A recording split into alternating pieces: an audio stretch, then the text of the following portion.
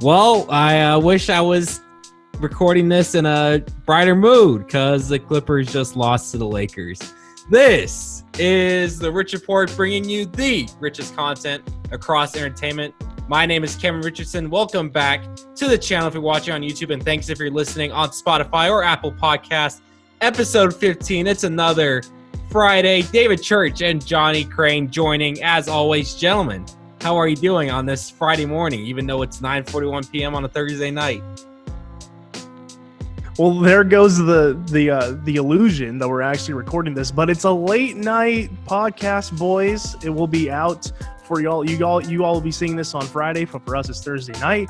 We just got off of some two pretty good action-packed basketball games with the return to the NBA.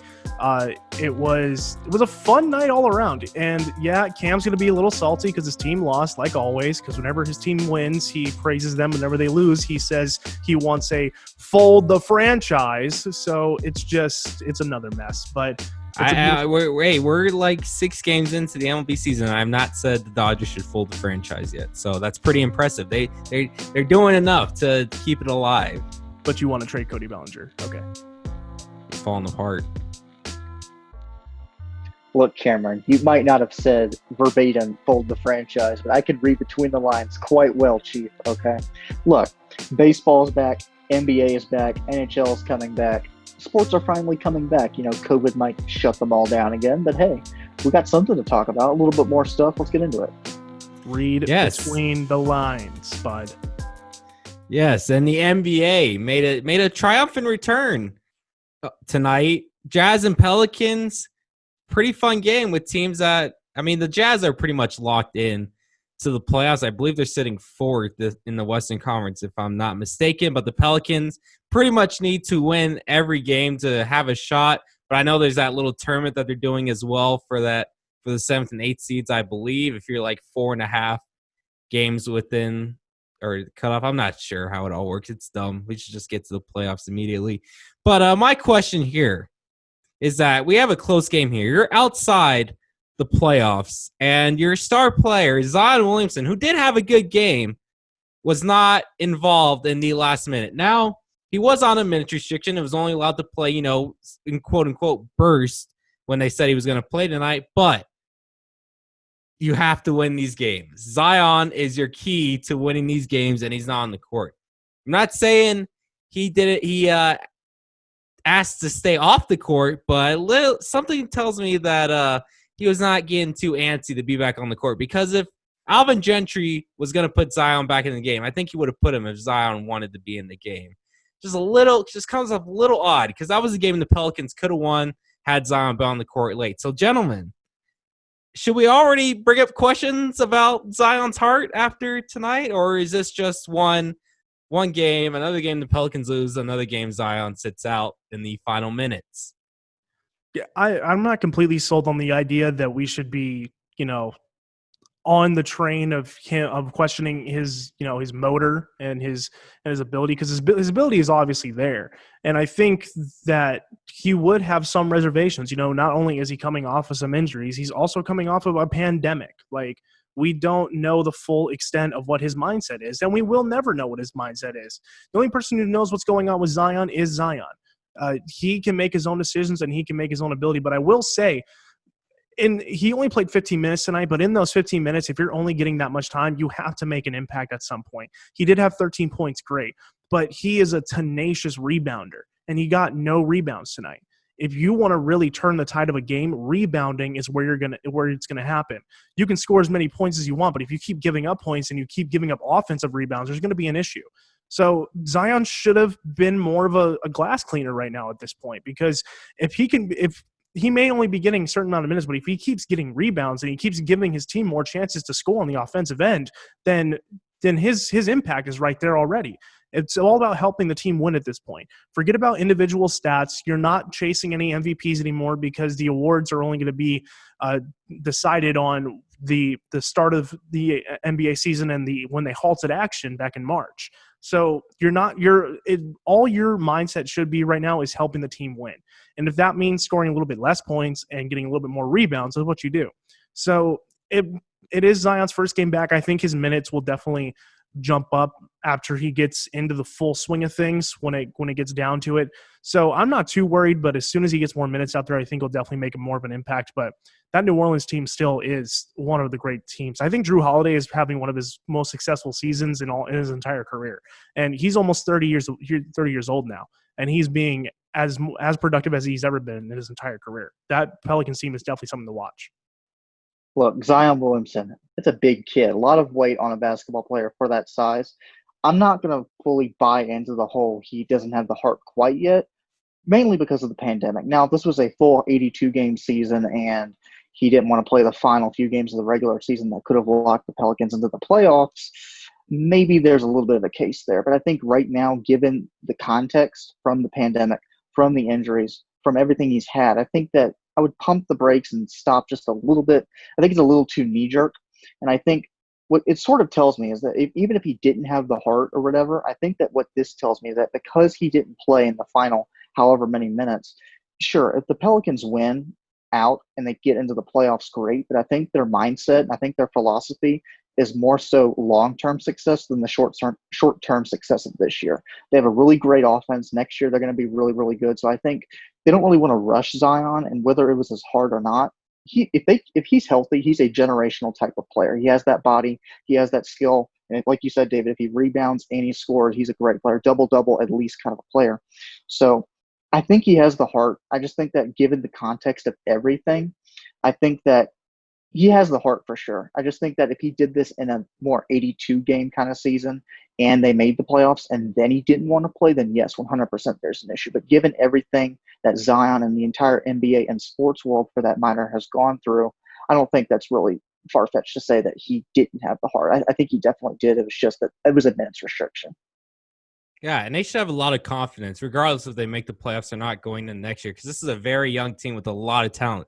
Brandon Ingram, I mean, they got a steal from the Lakers getting Ingram, Lonzo, and Josh Hart, all for Anthony Davis. It's pretty much the Clippers trading Chris Paul for half of the Rockets roster, pretty much everybody except for James Harden. I mean, look at that trade. The Clippers got Montrezl Harrell, Lou Williams, and Patrick Beverley all in that one trade. So you're seeing that these hauls for one superstar are really paying off more so for the team that got the one player than for the team that got the entire roster instead of the team that got the star player.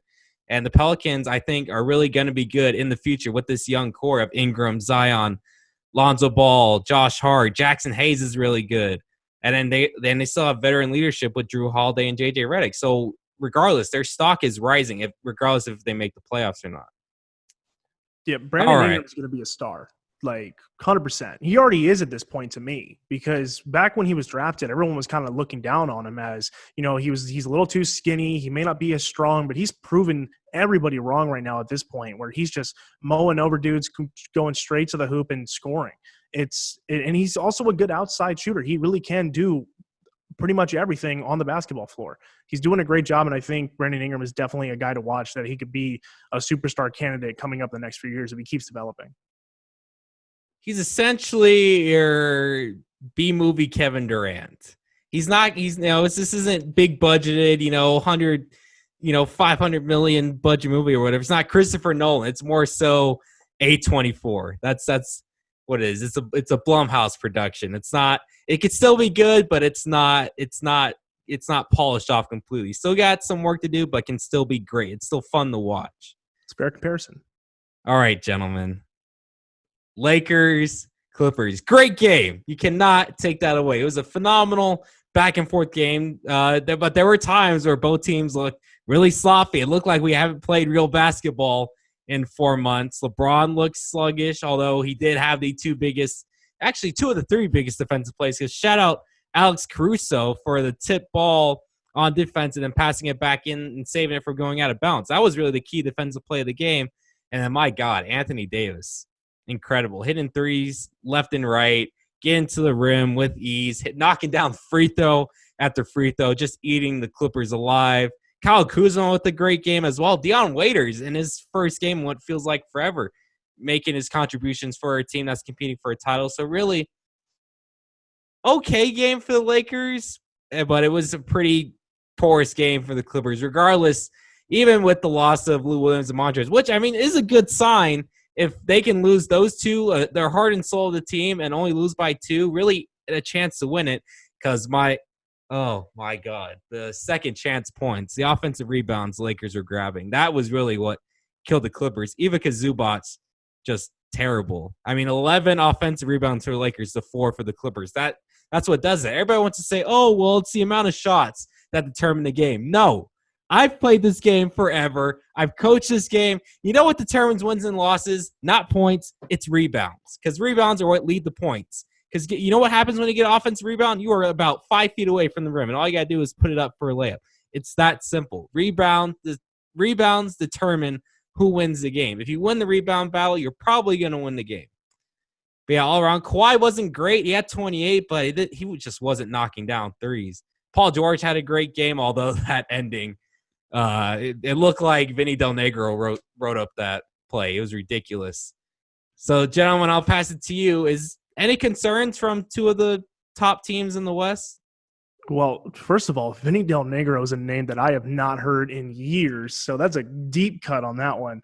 But I mean, it's a regular season game, kind of. It's a meh game at this point for these 2 teams. Like, there was nothing, that really jumped out at you except for Alex Caruso continuing to just be this random guy where all of a sudden he's just this huge thing in the NBA. It's incredible how much steam the Caruso train has gotten over the course of these last couple of years. And I mean, like you said, Cam, the rebounding game has to be there. If you're going to win the rebounding game, you're probably going to win the game. And the Lakers did that. They had 9 more rebounds total than the Clippers did, and 11 offensive rebounds. That's this key stat right there that won the game for LA. It was offensive rebounds, second chance buckets, continuing to attack the rim, looking for open shots, and Anthony Davis hitting threes. Like, Anthony Davis is not particularly known for his three-point shooting, obviously. But if he's open, he can knock him down. And it exactly shows that he's been working on that part of his game, and it's now becoming a serious weapon that people are going to have to take notice now at this point. So, I mean, and, LeBron is going to be LeBron at this point. He had, good rebounding. He's just everywhere on the floor, can score, he can pass, he can rebound. He's going to be that kind of person. LeBron is the greatest player, is the best player on any NBA roster right now at this point. It could be an argument with Giannis, but it's a close battle between those 2. And it just was the same situation here. The Lakers were able to, get those second chance buckets and keep them alive and be able to hold down a really strong LA team that, even like you said, is without 2 of its stronger players. So it really did show that the tenacity that the Clippers have, but the Lakers were just stronger right now at this point in this game. Look, both teams are going to make it. Both teams are going to go far. I've said it before. I've said it for baseball as well. For teams in the NBA that want to go far in the playoffs, you have one of 2 things. You have either really, really, really good depth like the Clippers have, or you have immense star power like the Lakers have with Davis and LeBron. And I think when you look at this from the Lakers' perspective, their game, the entire mantra with LeBron, somewhat rightfully so, is that it's LeBron's team, it's LeBron's roster and everything. But I think what this game showed, whether it was a 4-month hiatus or not, if there was some rust involved, it can be Anthony Davis's show as well. And I think that what we saw, arguably, I think this is LeBron's best big man of his career, and that it was pretty much Davis that really, really brought the team and actually gave them that win. And when you look at it from LeBron's perspective, I think when LeBron's at his best, he's really pushing inside. He's not really hitting those threes. I mean, look what we saw. He picked up his own rebound and got the layup. I think when he's really pushing inside, sorry, Cameron, when he's really pushing inside and getting those rebounds, like you said, David, and getting those 2-pointers and everything else really falls into line. But I mean, all in all, even with the Lakers winning the game or with the Clippers having problems with hitting the 3 and so on and so forth, both teams are going to be fine. Both teams are going to go far. Much better to get the rust off now than to get the rust off, say, 10, 15 games down the road. They'll both be okay. Yeah, and for the Lakers, this game was pretty meaningless, so it really didn't matter if they played sluggish and lost, although they probably don't want to lose 3 or 4 to their in-city rival. But the Clippers, I mean, they need these wins. They need to win at least 5 of these games. I mean, they got the Nuggets pushing for that 2, and that 2 versus 3 could be the difference between you playing, let's say, the Kings or the Grizzlies in the first round versus the Thunder, who I think, regardless of who they end up playing in the first round, I think they get past the first round because I think they're that good. They're going to be at least the team that pulls off as a lower seed upset in the NBA playoffs. So you do not want to play the Thunder in the first round. So that those teams are going to be fighting to make sure they can get that 2 seed. And the Clippers need to, after this series, after tonight, really pick it up and win and start rattling off wins to hold off the Nuggets.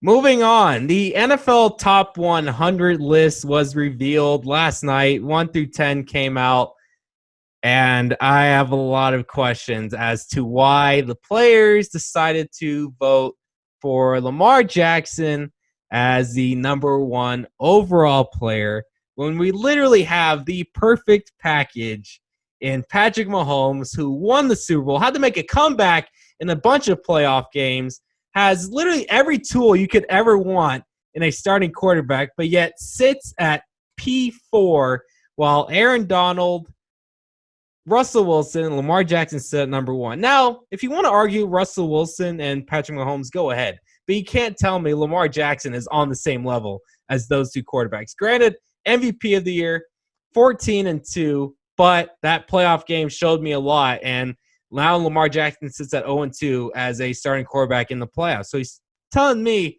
hey, good regular season when the pressure's not really on. But if you have to fight, if there has to be some fight in the game, Lamar Jackson's probably not the guy you want as your quarterback because he's not going to win you a game. He can hold a lead, but if he's down, if he's got to make a comeback, it ain't going to happen because he just doesn't have the accuracy in his arm to pull that off. So, gentlemen, is there anything on this list besides this, or is this the most egregious that you saw from this top 100 list?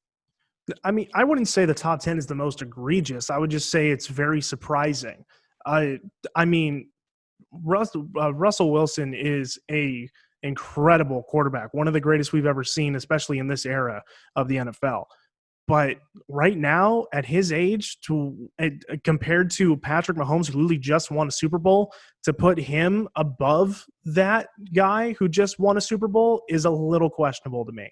I mean, Patrick Mahomes is a game-changing quarterback. And same thing with Lamar Jackson. I agree with the Lamar Jackson number 1. At this point right now, I agree with Lamar Jackson being number 1 because he is so versatile and he can change the game.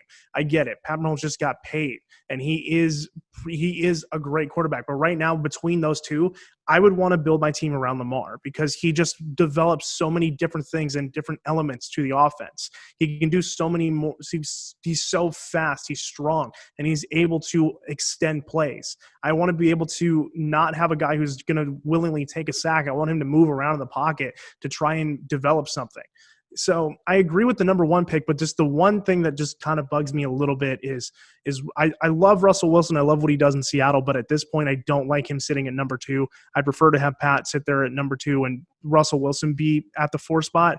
Another thing I don't really like with with the 100 list is, comparing a quarterback to a defensive tackle. I don't agree with that. I don't like that.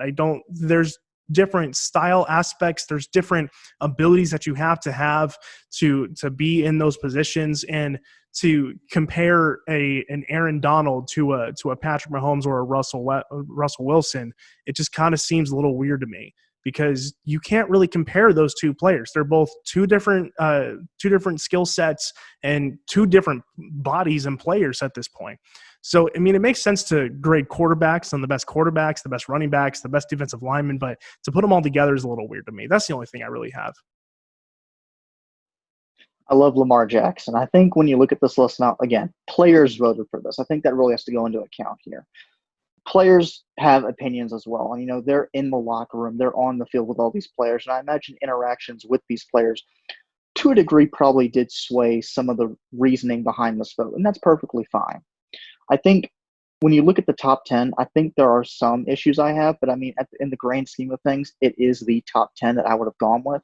And I think at that point, it's just folding deck chairs on a ship. You could really move any of them in any sort of way, and it would sort of make some valid sense in what the order you give compared to the other order.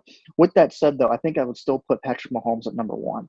Yes, Lamar Jackson has a great arm. Yes, he rushes a lot more. But I think Patrick Mahomes, he's not a statue. He can He can be mobile outside the pocket when he needs to.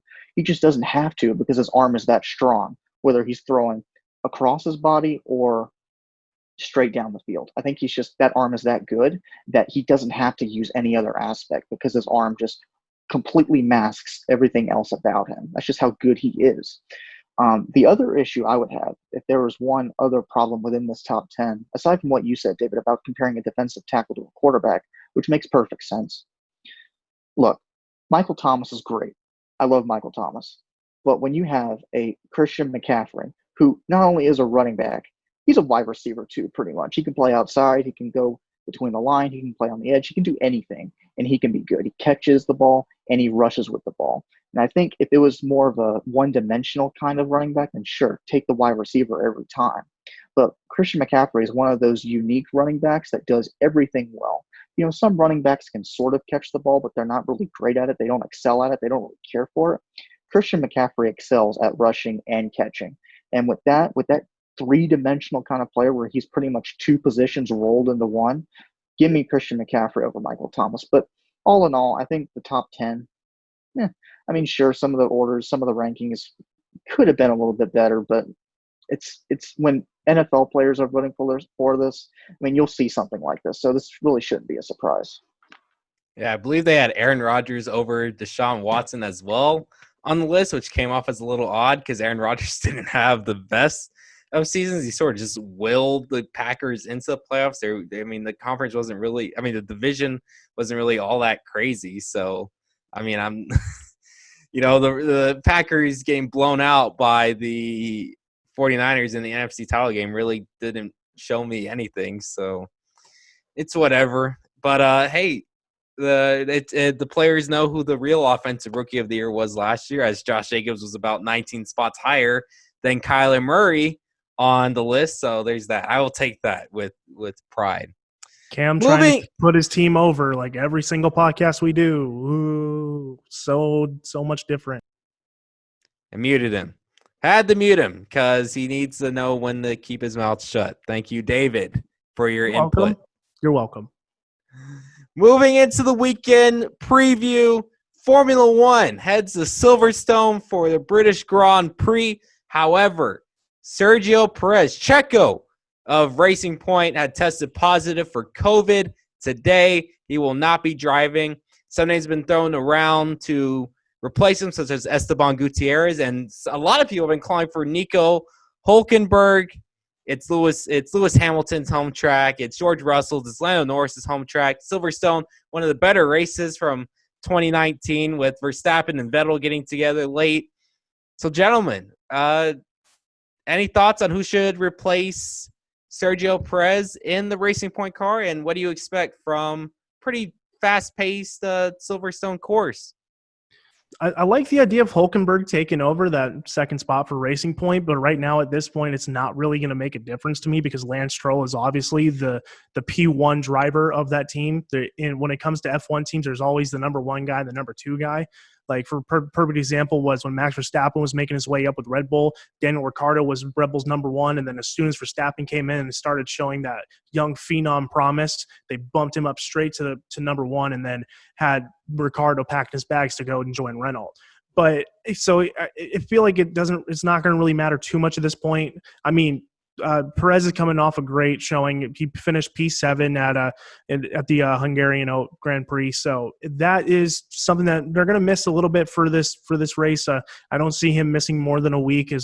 Hopefully that the quarantine goes well for him, that he gets as healthy as soon as possible. But it's all like every time we talk about F1, man, it's hard to go against a guy like Lewis Hamilton, especially now when he's going to his home track at Silverstone, where he dominates every time. So it's kind of hard to go against have someone come up against that. But I expect a good race. I want to see a little bit I don't want to see contact, but I want to see a little bit more action come from this one.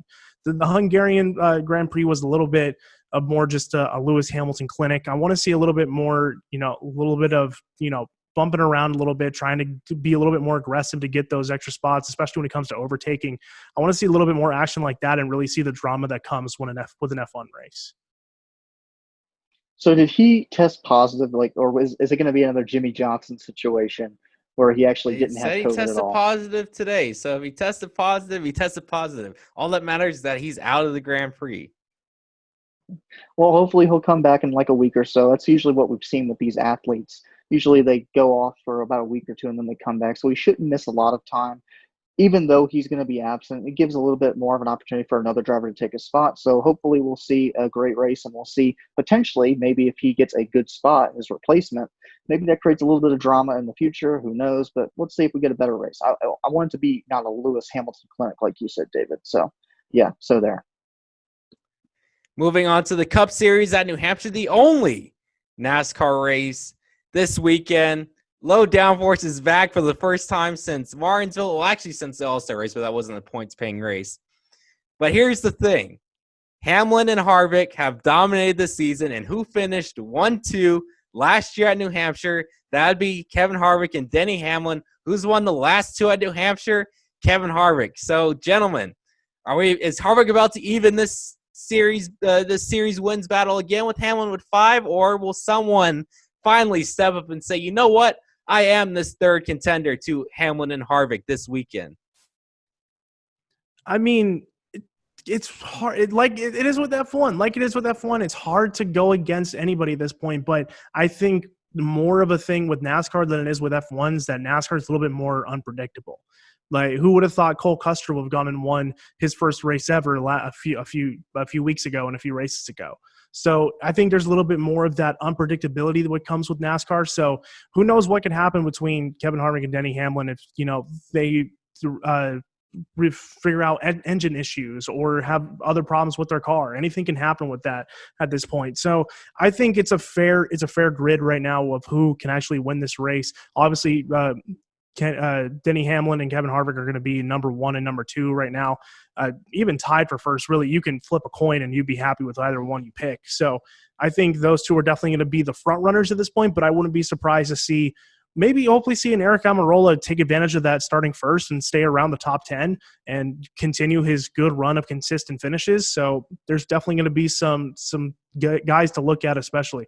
I want to see Brad Keselowski do a little bit better. I feel like he's kind of been under the radar a little bit. I think he needs to get some more consistent runs and even some wins right now at this point. I think he needs to really start hitting it hard here when it comes to these NASCAR races coming up, because we're in the second half of the season now. You got to keep going to find those good playoff positions when it comes to playoff points.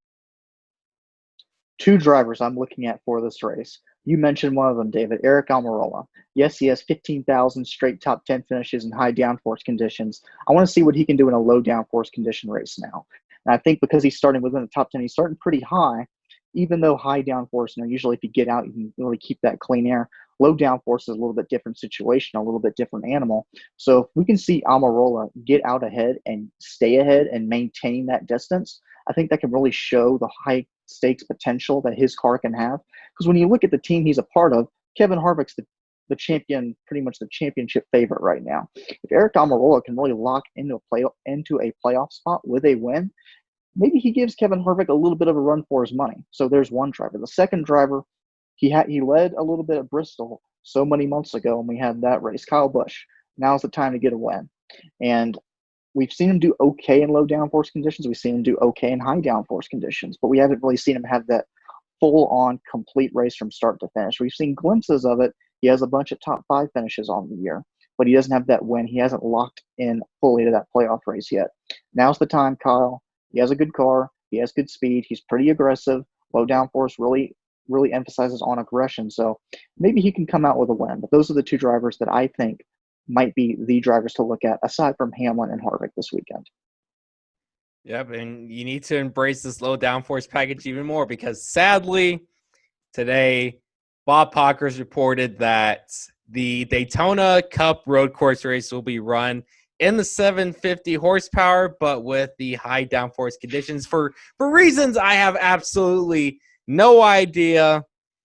It's that, I'm telling you guys, that race is going to be just an utter mess. No practice, no qualifying. These guys won't have a single lap run. So the only way you've ever had experience on this track is if you ran the Rolex 24, which only Kyle Busch has done.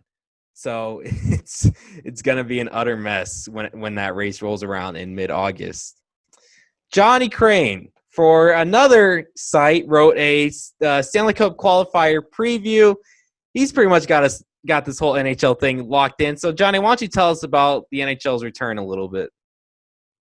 So let's look at the round robin first. Sorry, Karen. When you look at the round robin, I think that the round robin is going to be interesting. That does determine seeding from the Western Conference top 4 and the Eastern Conference top 4. But honestly, I think the elimination round, the qualifying rounds, will be a little more interesting because once you're out, you're out. And when I look at these matchups, they sort of have that March Madness seeding vibe to them. You know, you have an 11 versus a 6. You have a 10 versus a 7. You have a 12 versus a 5. And a couple of the matchups that I think really need to be kept an eye on when you look at upset alerts, I'm going to give you two in particular. First, I'm going to give you an 11 versus 6 matchup. The New York Rangers versus the Carolina Hurricanes. Look, I love Mika Zibanejad and Artemi Panarin. But when you look at the Carolina Hurricanes and the New York Rangers over the past 4 or 5 months, from January 1st up to the season's pause, the New York Rangers have been pretty much top 5, top 10 in every offensive category. They actually rank first in the entire NHL in that span in power play percentage. Yes, over Edmonton, over Boston's perfection line, over Colorado, all the high-octane offenses. New York Rangers, numero uno. When you look at the Carolina Hurricanes, they're really, well, again, the Rangers are really good on the power play. Well, guess what? The Carolina Hurricanes are really good on the penalty kill. Their 86.6% penalty kill percentage is first in the NHL in that span. Even with that said, I think New York is a team to keep an eye on here. I think that they're a young team. They're a developing team. They have that nice blend of veteran leadership with Panarin, Zibanejad, Chris Kreider, and that young rookie youth that they have on that team as well. So if they can get past Carolina, which has pretty good offense in itself, I think that New York could definitely go far. Another matchup I'm looking – go ahead. No, go ahead, Johnny. Finish it up. Another matchup. Now, this is going out there. This is going really far out there. Chicago Blackhawks versus the Edmonton Oilers. Now, Edmonton Oilers have the two marquee scorers in the game, Leon Draisaitl and Connor McDavid. However, the Chicago Blackhawks have a little bit of experience on their side. They have Patrick Kane and they have Jonathan Tez, who just simply, won 3 Stanley Cups in the past. They have that veteran leadership. They're the top leaders on the points on that team. So, yes, I know Leon Draisaitl and Connor McDavid can score, but do they have the experience to go deep? They haven't really shown that in the playoffs yet because Edmonton hasn't gotten to that stage. So when you look at experience versus youth, who are you going to take? I think that Chicago, even though they might lose, I think they're going to definitely give Edmonton a run for their money, and this series could go the full duration. All these series are best of 5, but overall, when you look at just these two matchups or all the other matchups, it creates a different vibe. When you think of parity, you think of March Madness, you think of Major League Baseball, and you think of the Stanley Cup playoffs. And even though this isn't, quote-unquote, the Stanley Cup playoffs yet, I think that you're going to see a lot more parity than you would usually normally see. And, all these teams are coming back from COVID, a little bit of rust. Maybe that affects some of the standings and some of the results as well, but it's going to be really exciting. Starts this weekend. Let's go. Yeah, I mean, it's just another example of professional sports leagues doing what they can in the situation that is right now. And the situation is that there's a pandemic going on and it can't be business as usual. So they're taking advantage of this not being business as usual and trying out new things and seeing what works and trying out different things that you necessarily wouldn't see all the time. And it's cool. It works. It's definitely something to be interested about. And I'm glad Johnny finished everything up because the only real talking point I was going to bring up was I think a sleeper pick is definitely the Seattle Kraken. So I think they definitely, have the personnel to keep going and actually make a run. The jokester David Church coming back in there. The guy that said hockey is just ice dancing. Oh my gosh, you got to get over that. This. Come on, we love David. We love you, David. I got to keep it light, and I got to keep the mood light here. I like the Seattle Kraken already, even though they don't have a player or coach to their name yet. I like the Seattle Kraken. Kraken. You're just not looking deep enough. You got to look at that real personnel. You know what I mean? Because you got to look deep enough to see that Arizona is the NL West team to lose in that division. In all seriousness, a team that I'm really curious about, a team that I hyped up way early in the season was the Florida Panthers. Not the best defensive team, but a team that can score goals. And in the Stanley Cup, with all the parity, scoring goals is a premium, and they do have the experience. They have the champion coach in Joel Quenneville. So really, they do have a recipe for we can make a deep run. Can they do it? Can their goaltending come through? That's going to be the biggest question here. Right. I gave you two upsets potentially. Now, in my preview that I did, I didn't have Edmonton winning over Chicago, but that is definitely a series to keep an eye on. The other upset I had, aside from the Rangers over the Hurricanes, was, like you said, the Panthers over the Islanders. They have a bunch of offense. Yes, their goaltending does struggle a good bit, but when you look at the New York Islanders, especially over their past few months from January up to the season's pause, they don't really have any offense either. They're sort of that Eastern Conference version of the Arizona Coyotes. They really rely on really good goaltending. And when you look at their goaltending over that same stretch, their goaltending faltered too. So if your significant strength falters and you don't have offense to offset that strength, well, that sort of creates a problem. So I think when you look at the experience that Coach Q does bring to the Panthers and that offense, it's going to be pretty good. Are you okay, Cameron? What is going on? Like, what are you all right? I don't know. I don't know. I'm just hearing Johnny in my headset. He's like whispering to me. I don't know. Like it just feels so intimate. Like he's like talking to me. It's odd. It's very, very odd. God, I don't know. Look, it's 10:17. I'm 7 hours away from going back to Arizona. Like I'm sorry. Can we try and keep? That was Can we bad on my part. Can we try and keep Sorry. a somewhat level of professionalism, I am please? sorry. I'm trying. I don't know why. I just found it hilarious that he was like trying to give me like ASMR like while we're doing this. I'm sorry, okay? But all right, the one thing that concerns me, the one concern I had with this whole tournament style is that the number one pick goes to a team that is eliminated from the qualifying round. And who is in this? The Pittsburgh Penguins, Montreal Canadiens, Chicago Blackhawks. You're telling me that one of these teams could possibly end up with the number one pick. Come on, NHL. Come on. Or the Toronto Maple Leafs or the Toronto Rangers Maple Leafs as well. They all have a 12.5% chance of getting that first pick. NHL. We see what you're doing. Trying to get that next Crosby on Pittsburgh.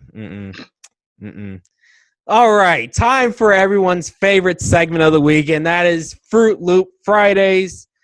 We had some interesting ones here. It was a pretty rough week if you were a member of MLB Media, but we'll save that maybe for later. So, David, why don't you kick things off for us? Who was your Fruit Loop on this Friday?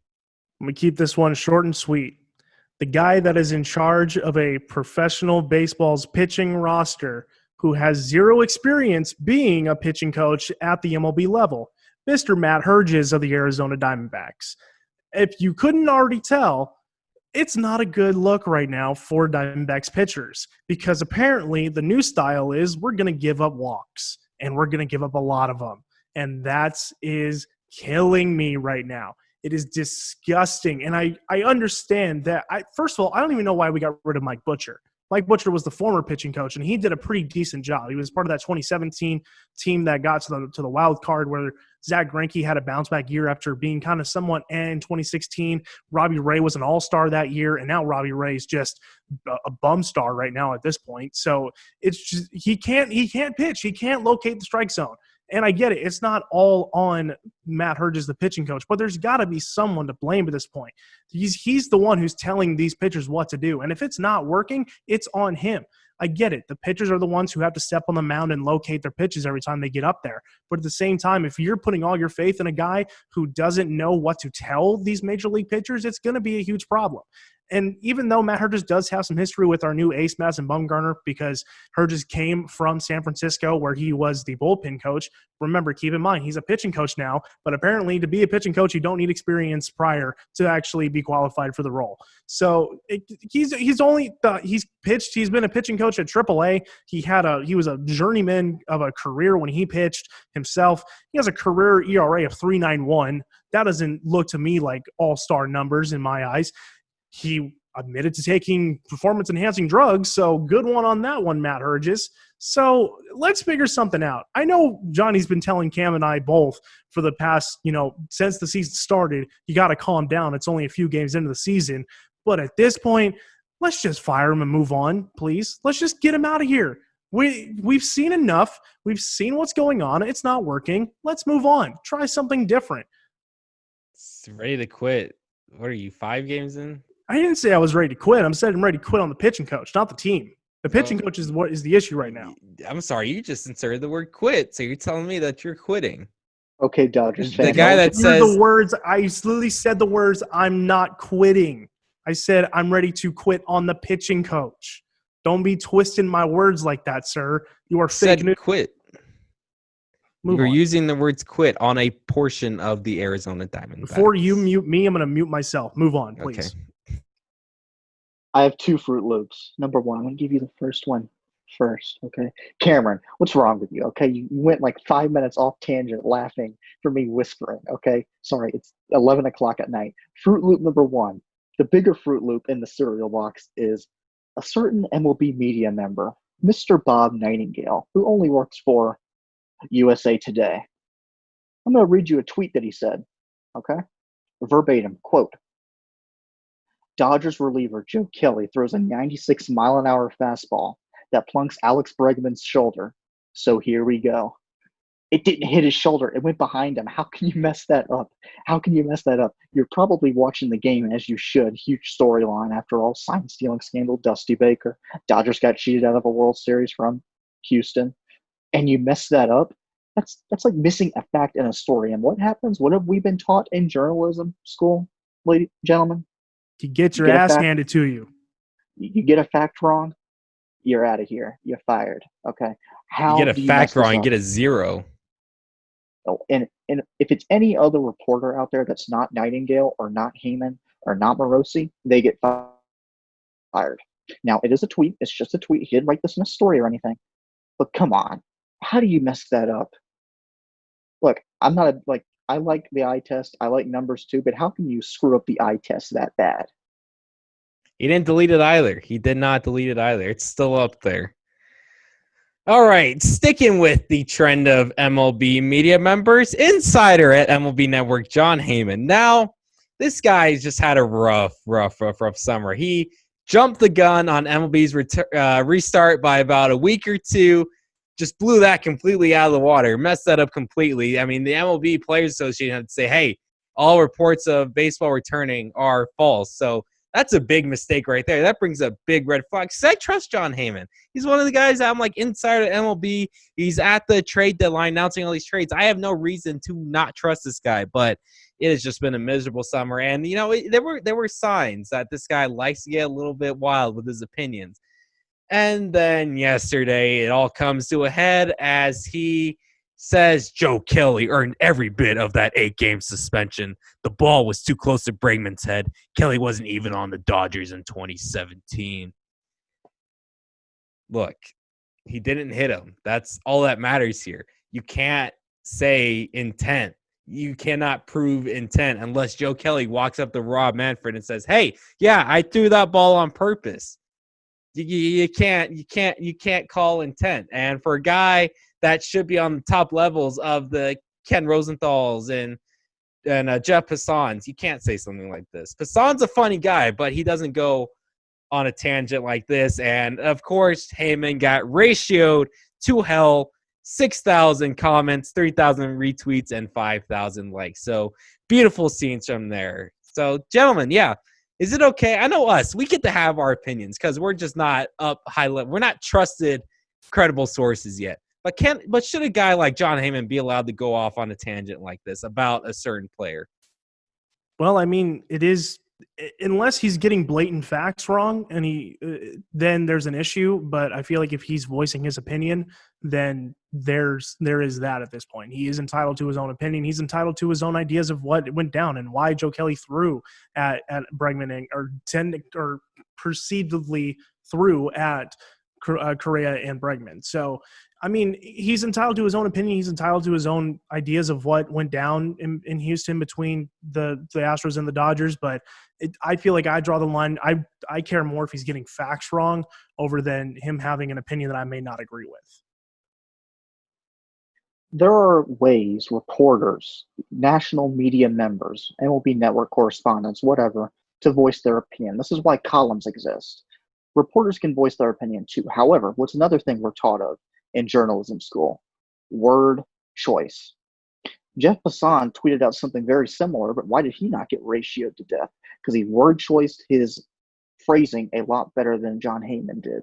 John Heyman, when you compare John Heyman to Jeff Passan. Now, look, I'm not trying to hate on Heyman and everything. You're trying to be quick with your sourcing and everything, but in an opinion piece, you should show a little more grammar, maybe a little more better word choice. And when you compare his tweet and Jeff Passan's tweet, they practically say the same thing, yet one of them got destroyed and the other one didn't. Gee, I wonder why. Probably something to do with word choice, I would imagine. So there is a way to voice your opinion, even as a media member. But if you get that wrong, you're going to get roasted. I may be a Dodger hater, but I am on the hashtag free Joe Kelly train. Just want to let you all know that, because for him getting suspended for not even hitting anybody, and then the Houston Asterisks get literally nothing for cheating their way to a World Series title, just doesn't sit right with me. So hashtag free Joe Kelly, get it trending worldwide. Yeah, and and David has to come to our defense, because 7 years ago, around this time, was when good old Ian Kennedy decided to throw out two Dodgers heads on the same game. Big brawl broke out. I don't even think he got this ridiculous of a suspension. I think he got 10 games, and he tried killing two dudes. So, well, don't forget, that was also in the Bud Selig era. Bud Selig's era was him as this is my impression of Bud Selig as the MLB commissioner. This is fine. That will do it for this edition of the Rich Report. Oh my goodness. It is an end of an era, gentlemen, because this is the last episode where I will have this virtual background on my screen. Yes, I will have a whole setup in my apartment. I'm so excited to record in my apartment. Finally, I don't have to sit in a 150-degree garage and do this. So I'll have a nice setup for my background. No longer be this. Thanks for watching. Thanks for following us during this crazy summer. I mean, I'm gonna post a side by side, the NFL draft video that me and Johnny did way back in April, and then a photo of where we're at now. Big, massive improvements from what we did back then. Thanks for watching this episode. Make sure to like and subscribe if you're watching on YouTube, and subscribe to the podcast on Apple Podcasts and Spotify as well. Any subscriptions help. Thank you. We will see you on Monday for another beginning to the week. Have a great rest of your day, a great rest of your night, because it is Thursday night, and enjoy your weekend. Go get some sleep, Cam.